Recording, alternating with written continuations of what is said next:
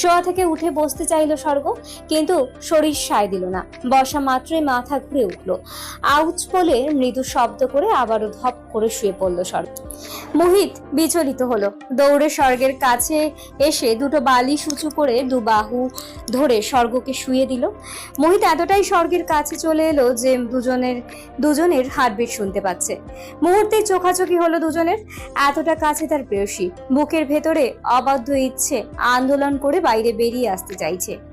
নিজেকে কন্ট্রোল করা মুশকিল হয়ে যাচ্ছে। নিজেকে ভয়াবহ শাসিয়ে সরে আসতে চাইল মোহিত। অমনি খপ করে শার্টের কলার ধরে ফেললো স্বর্গ। প্লিজ নড়বেন না মেজর, আপনার হৃদস্পন্দন শুনতে আমার ভালো লাগছে। আপনি আমার কাছে থাকলে আমার ভালো লাগে, নিজেকে সেফ মনে হয়। বলতে বলতেই স্বর্গ মোহিতের গালে আঙুল ছুঁয়ে ছুঁয়ে ঠোঁটের কাছে আনলো। দুই আঙুলের সহায়তায় মোহিতের টকটকে লাল ঠোঁটে টিপে ধরলো স্বর্গ। দু আঙুলের সহায়তায় মোহিতের টকটকে লাল ঠোঁট টিপে ধরল স্বর্গ। আবেশে চোখ বন্ধ করে ফেললো মোহিত, কণ্ঠ খাদে ফেলে বলল, নিজেকে কন্ট্রোললেস লাগছে স্বর্গ। আমি অনেকক্ষণ ধরে সবকিছুর আয়ত্তে আনার চেষ্টা করছি। প্লিজ আমাকে সীমানা পার হতে বাধ্য করবেন না। আমাকে শক্ত করে জড়িয়ে ধরবেন মেজর, স্বর্গের আকুল নিবেদন। কিভাবে মানা করবে নিজের মোহিনীর এমন আবদার? মোহিত পারল না স্বর্গের আকুতি ফিরিয়ে দিতে। দু হাত দিয়ে জড়িয়ে ধরে চেপে ধরলো বুকের সাথে। স্বর্গ মোহিতকে এমন ভাবে জাপটে ধরলো যেন কেউ চাইলেও তাদের আলাদা করতে না পারে। মোহিতের মনে হচ্ছে এই মুহূর্তে স্বর্গকে সে যদি বুকের ভেতর পুড়ে ফেলতে পারত, তাহলেই বুকের ভেতরে যে উত্তাল দাবানলের সৃষ্টি হয়েছে সেইটা নিভে যেত। আপনাকে ভালোবাসি মোহিত, আপনি আমার ভালো থাকার একমাত্র ঔষধ। আপনি কাছে আসার পর থেকে আমার সকল ক্লান্তি, খারাপ লাগা উধাও হয়ে গেছে। আপনি কি সব সময় এইভাবে আমার পাশে থাকবেন মেজর? দু হাতের তালুতে স্বর্গের মুখের আদল ধরে নাকে ছোট করে একটি চুমু দিয়ে মোহিত আদুরে স্বরে বলে উঠল, যেভাবে চাইবেন সেভাবে আমি আপনার পাশে থাকবো স্বর্গ। সমস্ত সাক্ষ্য প্রমাণের ভিত্তিতে আদালত আহিয়ানকে ফাঁসির আদেশ ধার্য করল। আশরাফ চৌধুরীর কাছে পুলিশ মারফত খবর পাঠানো হলো। সে যেন একবার হলেও তার পুত্রকে দেখতে আসেন। হাসপাতালের বেডে শুয়ে শুয়ে নাকি সুরে কেঁদে খবর পাঠালেন, যেই ছেলে তার দেশ ও দেশের মানুষের ক্ষতি পৌঁছায়, সে আর যাই হোক আশরাফ চৌধুরীর ছেলে হতে পারে না। আমার এই জীবন দশায় জেনে বুঝে কোনো দিন কোনো একটা পিঁপড়ে পর্যন্ত মারেনি, আর আমার ছেলে কিনা। বলেই কান্নায় ভেঙে পড়লেন আশরাফ চৌধুরী। যেসব মেয়েগুলোকে আহিয়ান পাচার করেছে এবং নির্মমভাবে হত্যা করেছে, তাদের পরিবারের কাছে সংবাদ মাধ্যমে মিডিয়ার সামনে ক্ষমা চাইলেন। আদালত যাতে দ্রুত তার ফাঁসি দিয়ে দেয়, এটা নিয়েও তিনি কঠোর মতামত জানালেন। যেই ছেলে বাবার আদর্শে মানুষ হতে পারেনি, যেই ছেলে অকর্মে লিপ্ত হয়ে রাষ্ট্রীয় ক্ষতি করে বেড়াচ্ছে, সেই ছেলের বেঁচে থাকার হক নেই। আশরাফ চৌধুরীর কান্নায় সারা দেশের সাধারণ জনগণের চোখেও জল এসে গেল। এই না হলো আদর্শ বাবা? এমন বাবা ঘরে ঘরে হওয়া উচিত। সবাই আশরাফ চৌধুরীকে তালির সমেত বাহবা জানালো। জেলে বসে বসে আহিয়ান জীবনের হিসেব কষছে। তার বয়স যখন 6 বছর, তখন সে তার মাকে তার বাবার হাতে খুন হতে নিজ চোখে দেখেছে। শুধু তাই নয়, এ বিষয়ে আহিয়ান যদি কাউকে কিছু জানিয়ে দেয়, তাহলে তাকে মায়ের মতোই গলা টিপে চিরজীবনের মতো চুপ করিয়ে দেবে বলে হুমকিও দিয়েছে। মাতৃ ভালোবাসাহীন আহিয়ান বড় হয়ে উঠেছে হেল্পিং হ্যান্ডের হাতে। বাবা আশরাফ চৌধুরী প্রতিদিন নিত্য নতুন মেয়ে নিয়ে এসে বাসায় ফুর্তি করে বেড়াতো। বাবার শয়নকক্ষে অন্য একটি মেয়ের যৌন চিৎকার আহিয়ানকে প্রচুর কষ্ট দিত। প্রথম প্রথম সে দু কান চেপে ধরে কান্না করত, মাঝে মাঝে আলমারির ভেতরে লুকিয়ে পড়ত। আশরাফ চৌধুরী প্রায়ই নেশায় বুঁদ হয়ে আহিয়ানকে প্যান্টের বেল্ট দিয়ে পেটাতো। বাবার হাত থেকে রক্ষা পেতে আহিয়ান তার বাবাকে প্রতিশ্রুতি দেয়, উনি যেভাবে চাইবেন আহিয়ান সেইভাবে নিজেকে প্রকাশমান করবে। তবে আজ কেন তার বাবার প্রতি তার প্রতি এত ঘৃণা? এটা কি ঘৃণা নাকি নিজেকে বাঁচানোর নতুন নাটক? আহিয়ানের এই 31 বছরের জীবনে সে কখনো দেখেনি আশরাফ চৌধুরীকে সামান্যতম বুকের ব্যথা অনুভব করতে। তবে এক রাতের ব্যবধানেই হার্ট অ্যাটাক এসে গেল। আশরাফ চৌধুরীর সাজানো নাটক বুঝতে পেরে কষ্টে বুক ফেটে কান্না এলো আহিয়ানের। সে তো বলেনি টাকার বড়াই দেখিয়ে তাকে এখান থেকে মুক্ত করতে। সে শুধু চেয়েছে তার বাবা তার শেষ সময় এসে তাকে একবার হলেও দেখে যাক। মমতা মাখা হাতটা মাথায় রেখে দুটো ভালো কথা বলে সান্ত্বনা দিয়ে যাক। গড়িয়ে পড়া জল আঙুলের সাহায্যে মুছে টোকা দিয়ে দূরে ছুঁড়ে ফেললো আহিয়ান। এরপর উঠে দাঁড়ালো, পাশে থাকা কারারক্ষীকে ডাকলো। ক্যাটকেটে কণ্ঠে কারারক্ষী বলে উঠল। কি চাই? আহিয়ান বাঁকা হেসে বলল, মেজর মোহিত ওয়াসিফ। পুষ্টিকর খাবার, ইনজেকশন, ভিটামিন, স্যালাইন আর বেড রেস্টের প্রভাবে কয়েকদিনেই অনেকটা সুস্থ হয়ে উঠেছে স্বর্গ। ঘরে বসে থাকতে তার একদমই ভালো লাগছে না, বাইরে যাবার জন্য মন হাঁসফাঁস করছে। সুখ চলে গেছে গতকাল। নাফিস মাহমুদ দুপুরে খেয়ে ভাত ঘুম দিয়েছেন, উঠবেন সেই সন্ধ্যায়। কোয়ার্টারের মাঠটাতে হেঁটে বেড়াতে পারলে ভালো হতো। বিকেলে ছোট ছোট বাচ্চারা কেউ সাইকেল চালায়, কেউ দৌড়দৌড়ি করে, কেউ ব্যাডমিন্টন খেলে, কেউ বাবার বসে বসে আড্ডা দেয়। প্রত্যেকটা অফিসারের বাংলোর সামনেই সুসজ্জিত ফুলের বাগান, দেখলেই মন ভরে যায়।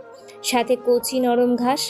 মাঝে মাঝে স্বর্গের মনে হয় সে যদি গরু হতো তাহলে মাঠের সব ঘাস একদিনেই সাবার করে ফেলতো, বিশেষ করে জেনারেলের বাংলোর সামনের ঘাসগুলো।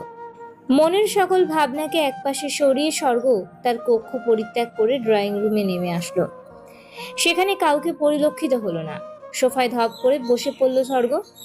আজকে বিকালটা তার কাছে সাংঘাতিক অলস বলে মনে হচ্ছে। সোফায় হেলান দিয়ে দাঁত দিয়ে নখ কাটতে কাটতে হঠাৎ মোহিতের কথা মনে পড়ল তার। মোহিতের আজ অফডে, ওকে তো নিয়ে যাওয়া যাবে। ভাবনাটা মাথায় আসতে ইয়েস বলে তুড়ি মারল স্বর্গ। যেই ভাবনা সেই কাজ। পা টিপে টিপে স্বর্গ মোহিতের কক্ষের দিকে অগ্রসর হলো। মোহিতের দরজার সামনে এসে দুরু দুরু বুকে ঠক ঠক শব্দ করলো স্বর্গ। বিছানায় বসে ল্যাপটপে কিছু ব্যক্তিগত কাজ সারছিল মোহিত। হঠাৎ দরজায় নকের শব্দে কাজে ব্যাঘাত ঘটল। এই টাইমটাতে মামা মামি দুজনেই ঘুমায়, আর মা তো কখনোই আসে না। মোহিতই কাজের ফাঁকে গিয়ে মায়ের সাথে সময় কাটায়। তাহলে কে আসলো? কাজ বাদ দিয়ে ল্যাপটপ অফ করে বসা থেকে উঠে দাঁড়ালো মোহিত। খুট করে দরজা খুলে স্বর্গকে নিজের রুমের দরজার সামনে দেখে ঠান্ডার সমীরণ বয়ে গেল মোহিতের প্রাণে।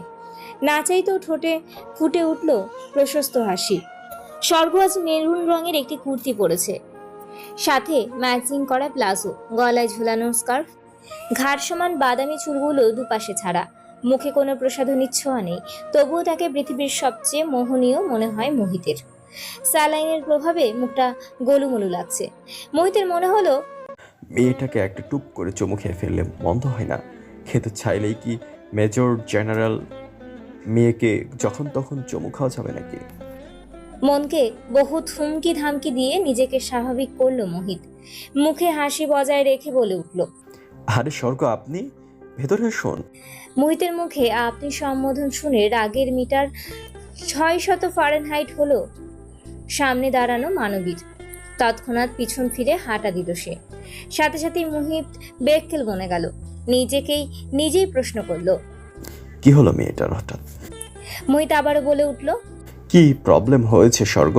আমাকে খুলে বলুন। ভিতরে আসবেন না? স্বর্গ মুখে কাঠিন্য ভাব বজায় রেখে বলে উঠল, না, যাব না।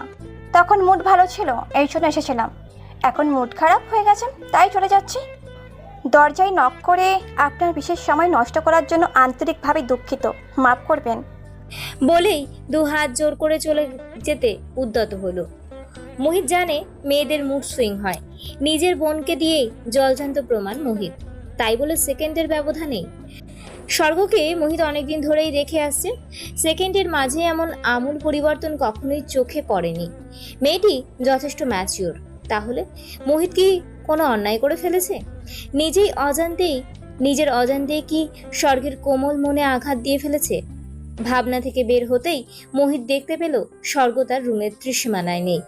মোহিত মাথায় হাত দিয়ে চারপাশে উকিঝুঁকি মেরে চিলিয়ে উঠল, আরে পাখি গেল কোথায়?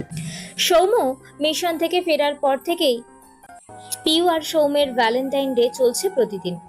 লাভ বার্ডের মতো সুযোগ পেলেই দুজন দুজনকে ছাড়া থাকতে পারছে না। ডিউটি টাইম শেষ হতেই সৌম্য প্রিয়কে নিয়ে ঘুরে বেড়ায়, নিজেদের মতো করে সময় কাটায়। দুজনের বন্ডিংও খুব ভালো, তারা দুজন দুজনের প্রতি যথেষ্ট লয়াল। তাদের সম্পর্ক এখন মধুপূর্ণ। আপনি নামক সম্বন্ধটাকে টাটা বাই বাই জানিয়ে তুমিতে চলে এসেছে। ক্যান্টনমেন্টের ভেতরে নির্ঝর আবাসিক লেকের পাড় দিয়ে হাত ধরে হেঁটে বেড়াচ্ছে সৌম্য আর পিউ। হঠাৎ পিউয়ের ফোনের কর্কশ রিংটনে প্রেমে ব্যাঘাত ঘটল তাদের। ঝটপট ফোন বের করতেই স্বর্গের মায়ের নম্বর দেখতেই ব্রু কুচকে এলো পিউর। স্বর্গ তার ক্লোজ ফ্রেন্ড হলেও স্বর্গের মায়ের সাথে খুব কম কথাই হয়েছে তার। চিন্তিত হয়ে ফোন রিসিভ করে সালাম দিতেই উপাস থেকে স্বর্গের আওয়াজ পাওয়া গেল। পিউ কুশল বিনিময়ের জন্য প্রশ্ন করার আগেই স্বর্গ ঝনঝনানি কণ্ঠে বলে উঠল, ওই হাবলু মেজরের বডিগার্ড তোকে কি বলে সম্বোধন করে রে? পিউ বুঝলো কোনো ঝামেলা নির্ঘাত হয়েছে। না হলে সৌম্য তাকে কি বলে সম্বোধন করে এসব সে কেন জানতে চাইবে? তাই স্বর্গকে না ঘাটিয়ে সিধে ভাবে বলে দিল, তুমি বলে ডাকে? তোকে আদর করে কি বলে ডাকে? উদ্বিগ্ন হয়ে জানতে চাইল স্বর্গ। মাঝে মাঝে বাবু, জান, পাখি, টুকটুকি, কখন কি বলে সেটা কথার মুডের উপর ডিপেন্ড করে। কেন হঠাৎ এই প্রশ্ন কেন? স্বর্গ ঝাঁঝালো কণ্ঠে বলে উঠল, তোর ওই মেজরের বডিগার্ডকে বলবি প্রতিদিন যেন ওই রসকসহীন করল্লা মেজরের 1 ঘন্টা করে লাভ ক্লাস নেয়। না হলে এতদিন মেজর একা পানিশমেন্ট দিয়েছে, এবার থেকে বাপিকে বলে বাপিকে দিয়েও ওর হালুয়া টাইট করাবো। বলেই খাট করে কল কেটে দিল স্বর্গ। স্বর্গের এখনো রণমূর্তি দেখে ভরকে গেল পিউ। পিউয়ের মুখের দিকে তাকিয়ে সৌম্য বলে উঠল, কি হয়েছে বাবু?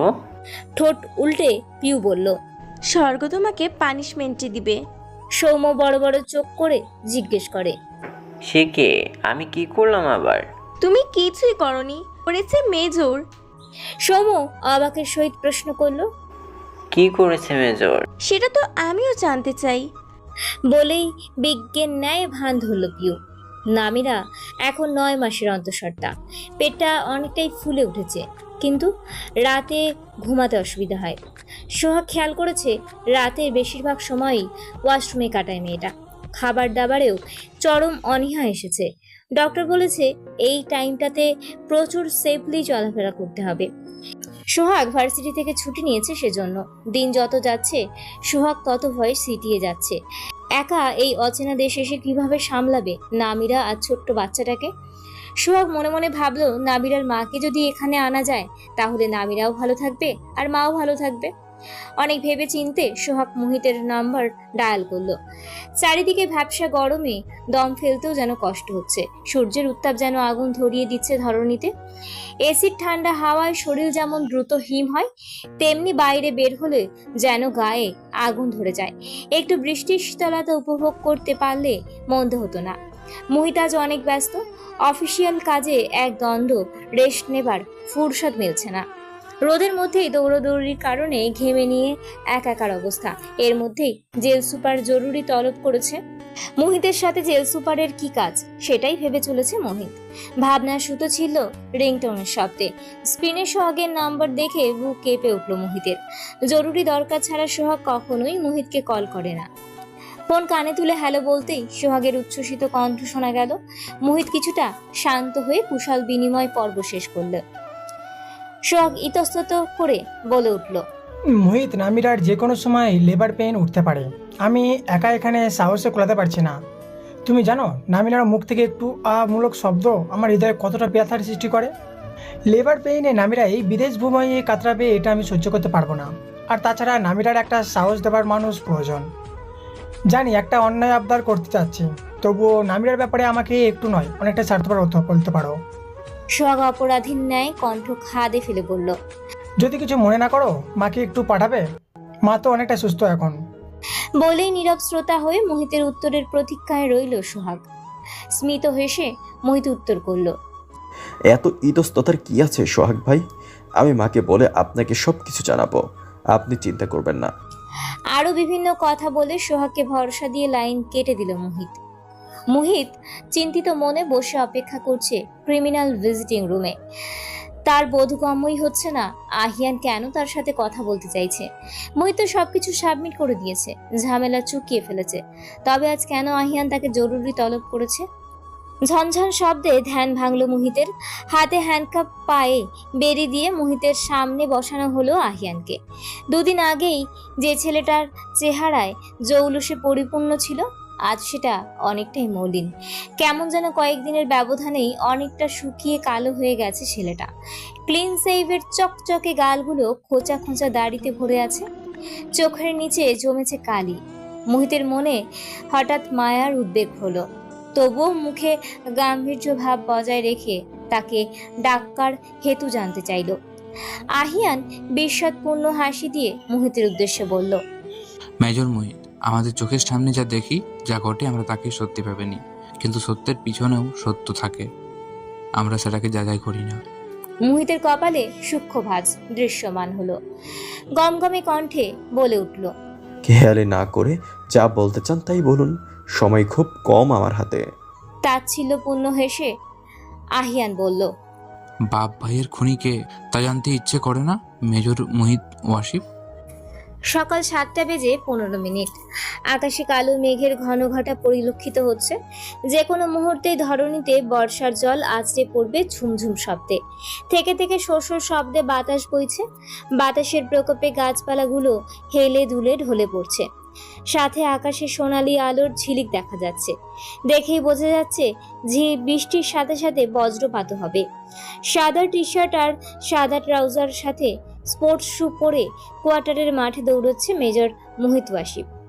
দৌড়ের গতিতে তার হাতের পায়ের রগগুলো ফুলে উঠেছে। এই ঠান্ডা আবহাওয়ার মধ্যেও তার শরীর ঘামে ভিজে একাকার।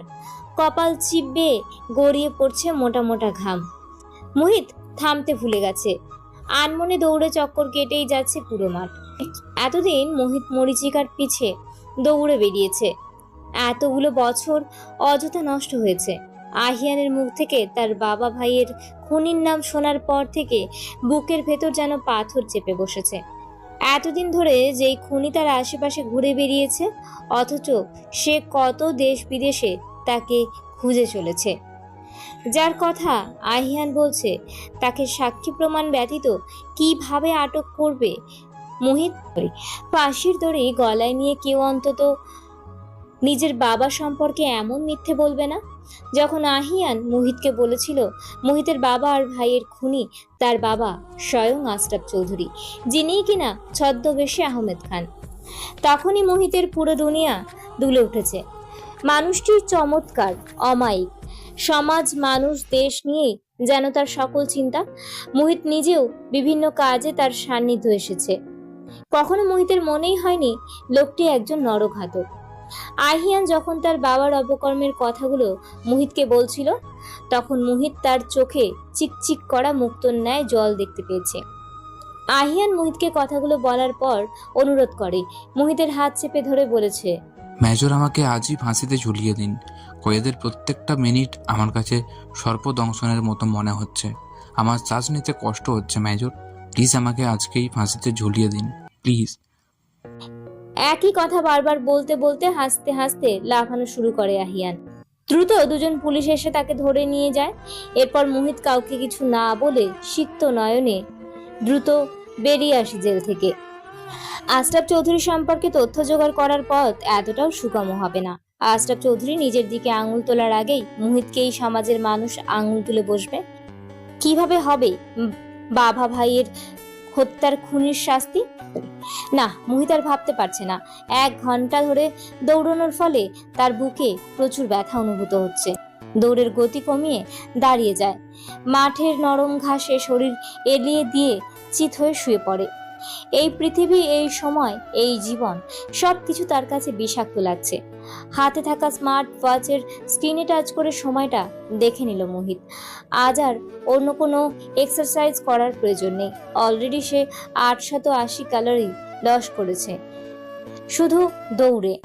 একটু আগেই যেই আকাশ কালো মেঘ ছেয়ে গেছিল, তা এখন সূর্যের তেজে পরিপূর্ণ। কথায় আছে, যত গর্জে তত বর্ষে না। আসলেই তো তাই।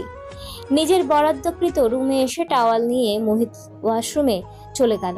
লম্বা একটা শাওয়ার নেওয়ার পর বেরিয়ে এলো মোহিত। এখন ভালো লাগছে।